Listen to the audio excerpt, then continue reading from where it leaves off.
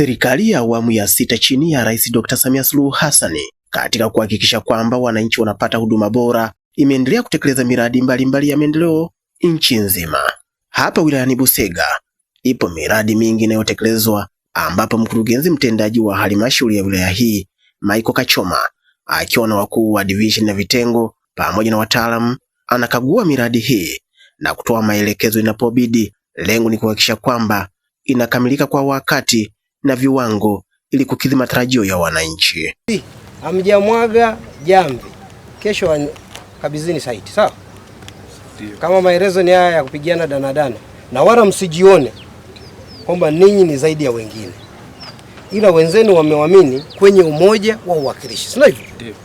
Lakini sasa mkifika hapa moyo wa Mwinyi wa kufanya hiyo shughuli, sio? Mnaelewa vizuri ninachozungumza? Kuna tatizo, mnawaambia injinia au fundi anakataa, kazi yenu ni kutoa taarifa.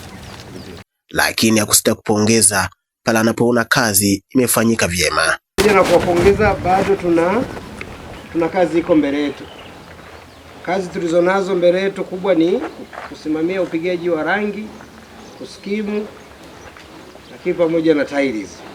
Ujenzi wa mabweni ya wasichana shule ya sekondari Kishamapanda, Kalemera na Nasa kwa gharama ya shilingi milioni 142 kila moja, na nyumba ya watumishi zahanati ya Mwasamba ni miongoni mwa miradi aliyoikagua, na yote imetekelezwa na serikali kupitia mpango wa TASAF.